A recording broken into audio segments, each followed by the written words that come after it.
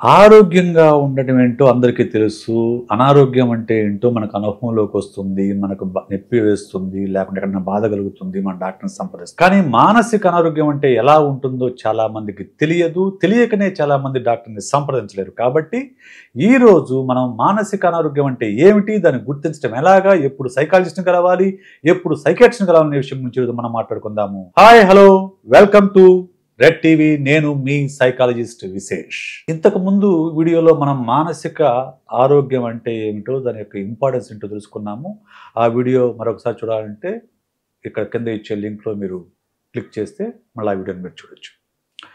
So మానసిక ఆరోగ్యం అంటే మనము మన ఆలోచనలు, మన ఉద్వేగాలు, ఎమోషన్స్, మన ప్రవర్తన మూడు సక్రమంగా ఒక అలైన్మెంట్లో ఉంటే మనం జీవితంలో చిన్న చిన్న విషయాలను కూడా ఆనందిస్తూ, జీవితంలో ఛాలెంజెస్ని స్వీకరిస్తూ మనము మన పూర్తి స్థాయిలో పనిచేయగలిగితే దాన్ని మానసిక ఆరోగ్యం అంటారు.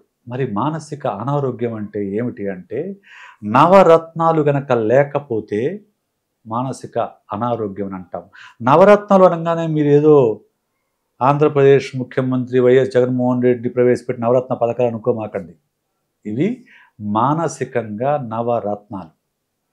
ఏంటి నవరత్నాలు అంటే appearance, behaviour, speech, mood, emotion, thought process, thought content, cognition and judgement. ఈ 9 ఇంటాక్ట్లో ఉంటే, సక్రమంగా ఉంటే మనకు మానసికంగా ఆరోగ్యంగా ఉన్నట్టు లెక్క. ఫస్ట్ది అపియరెన్స్.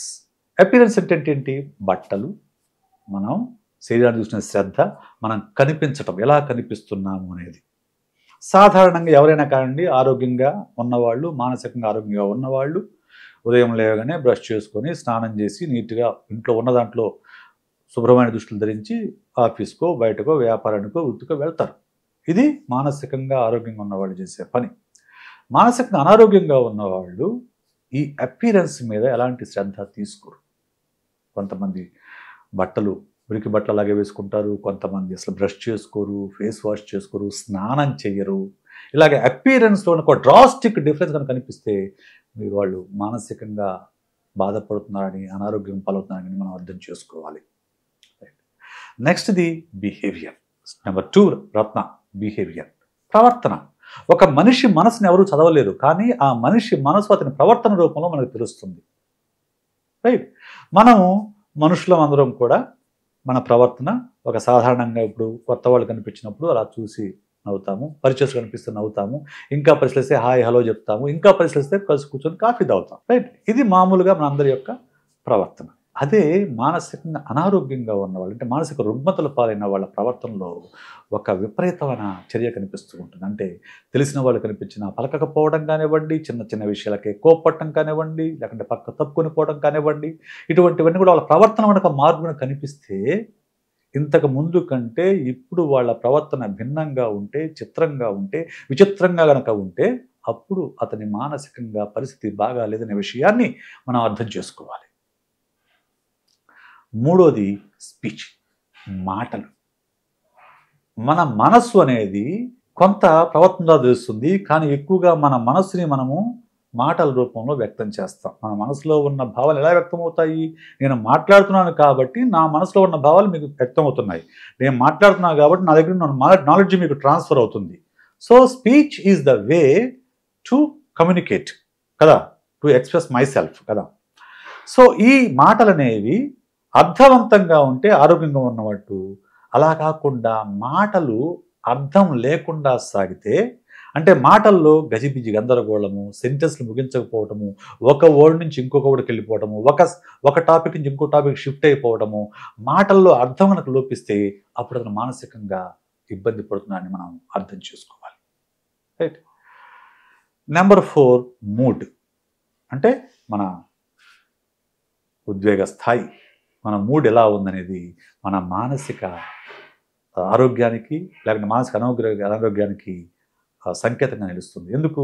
సంతోషంగా ఉన్నప్పుడు మన ఫేషియల్ ఎక్స్ప్రెషన్స్ కానీ, మన మూడ్ కానీ క్లియర్గా మన మొహంలో కనిపిస్తూ ఉంటుంది. మనం నవ్వుతూ ఉంటాము, మన మొహంలో ఒక గ్లో ఉంటుంది. ఓకే, సంతోషం అనేది ఫేస్లో కనిపిస్తుంది. అలా కాకుండా డిప్రెషన్లో ఉన్నప్పుడు దిగాలుగా కనిపిస్తుంది, యాంగ్జైటీలో ఉన్నప్పుడు భయంగా కనిపిస్తుంది. ఇవన్నీ కూడా మన మూడ్ ఎలా ఉందనేది దాన్ని బట్టి మూడు కనుక ఏమాత్రం డిస్టర్బ్డ్గా ఉంటే అతను మానసిక అనారోగ్యం అనే విషయాన్ని మనం అర్థం చేసుకోవాలి. ఐదోది ఎఫెక్ట్ అంటే ఎమోషన్స్. మనిషి ఎమోషనల్ యానిమల్. మనకు భావోద్వేగాలు ఉంటాయి, ప్రతి మనిషికి భావోద్వేగాలు ఉంటాయి. కోపము, బాధ, సుఖము, సంతోషము, దుఃఖము, రైట్, జలస్సు, ఇవన్నీ ఉంటాయి. వీటిని బ్యాలెన్స్ చేసుకో. ఎంత మంచివాడిలో అయినా కానీ కొంచెం నెగిటివిటీ ఉండొచ్చు, ఎంత నెగిటివిటీ ఉన్నా కానీ కొంచెం మంచితనం కూడా ఉండొచ్చు. ఈ ఎమోషన్స్ని బ్యాలెన్స్ చేసుకొని వాటిని ఉంటే అతను ఆరోగ్యంగా ఉన్నట్లు. అలా కాకుండా ఎమోషన్స్లో అప్స్ అండ్ రైజెస్ అనేవి చాలా డ్రాస్టిక్గా నడుస్తూ ఉంటే అతను ఇబ్బంది పడుతున్నాడు, మానసికంగా ఇబ్బంది పడుతున్నాడు అనే విషయాన్ని మనం అర్థం చేసుకోవాలి. 6, 7 థాట్ ప్రాసెస్, థాట్ కంటెంట్. అంటే ఆలోచనలు ఎలా ప్రాసెస్ చేస్తున్నాడు, ఆలోచనలో ఏం కంటెంట్ ఉంది. ఈ రెండు మనకు కనిపించకపోయినా కానీ మన మాటల్లో వినిపిస్తాయి, మన మాటల్లో కనిపిస్తాయి. ఎందుకంటే ఆలోచనలు మాటల రూపంలో మనం చెప్తాం. అప్పుడు ఆలోచనలు ఎలా ఉన్నాయి, దేని గురించి ఆలోచిస్తున్నాడు, ఎలా ఆలోచిస్తున్నాడు. సపోజ్ ఒక మనిషి ఉదయం లేచిన దగ్గర నుంచి చావుల గురించి, ప్రమాదాల గురించి, యాక్సిడెంట్స్ గురించి మాత్రమే ఆలోచిస్తూ ఉన్నాడు అనుకోండి, థాట్ కంటెంట్, అప్పుడు అతను మానసికంగా ఇబ్బంది పడుతున్నాడు. అలాగే థాట్ ప్రాసెస్, దాని ఒక యాక్సిడెంట్ జరిగింది, దాన్ని ఎలా ప్రాసెస్ చేస్తున్నాడు అనేది కూడా దాన్ని తీసుకోవాలి.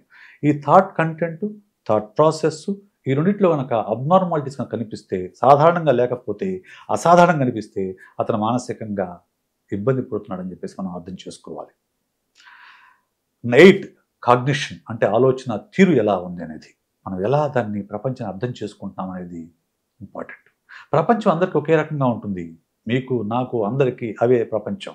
కానీ కొందరు దాన్ని పాజిటివ్గా తీసుకుంటారు, కొందరు దాన్ని నెగిటివ్గా తీసుకుంటారు, కొందరు దాన్ని న్యూట్రల్గా తీసుకుంటారు, కొందరు అవకాశాన్ని ఉపయోగించుకుంటారు, కొందరు ప్రపంచాన్ని ద్వేషంతో చూస్తారు, కొందరు ప్రపంచం పైన కసి పెంచుకుంటారు, కొందరు ప్రపంచమైన కోపం పెంచుకుంటారు. మనం ఎలా ఆలోచిస్తున్నాం, ప్రపంచం ఎలా చూస్తున్నాం, ఎలా అర్థం చేసుకుంటున్నాం అనేది ప్రధానంగా ఉంటుంది. ఇక చివరిది ఇన్సైట్, జడ్జిమెంట్. అంటే మన జీవితంలో జరిగిన సంఘటనల పట్ల కానివ్వండి, మన జీవితంలో జరిగిన అనుభవాల పట్ల కానివ్వండి, మనం ఎలాంటి జడ్జిమెంట్స్, ఎలాంటి స్టాండ్ తీసుకుంటున్నాము, వ్యక్తుల యొక్క ప్రవర్తనను ఎలా మనం జడ్జ్ చేస్తున్నాము, మనం ఒక పని చేసినప్పుడు ఎంత ఇన్సైట్ఫుల్గా బిహేవ్ చేస్తున్నాము, ఇవన్నీ కూడా మానసిక ఆరోగ్యానికి, మానసిక అనారోగ్యానికి సంకేతాలు. ఇవన్నీ బ్యాలెన్స్లో ఉంటే, ఈ నవరత్నాలు బ్యాలెన్స్లో ఉంటే మనం మానసికంగా ఆరోగ్యంగా ఉన్నట్లు. ఈ నవరత్నాల్లో డ్రాస్టిక్ చేంజెస్ కనిపిస్తే, అన్బ్యాలెన్స్డ్గా కనిపిస్తే, అప్పుడు మీరు వెంటనే ఏమాత్రం ఆలస్యం చేయకుండా ఒక క్వాలిఫైడ్ సైకాలజిస్ట్కి వెళ్ళి కలవండి. సైకాలజిస్ట్ కలవడానికి మీరు భయపడద్దు, బాధపడద్దు, సిగ్గుపడద్దు. ఎందుకంటే మనకు కడుపు నొప్పి వస్తేనో, లేకపోతే కాలు నొప్పి వస్తేనో, కంటి నొప్పి వస్తేనో డాక్టర్ని ఎలాగైతే కలుస్తామో, అలాగే మన ప్రవర్తనలోనో, మన మనసుల్లోనో, మన భావోద్వేగాల మీద మార్పు జరిగినప్పుడు సైకాలజిస్ట్ని కలవడం కూడా అంతే అవసరం, అంతే సాధారణం కూడా.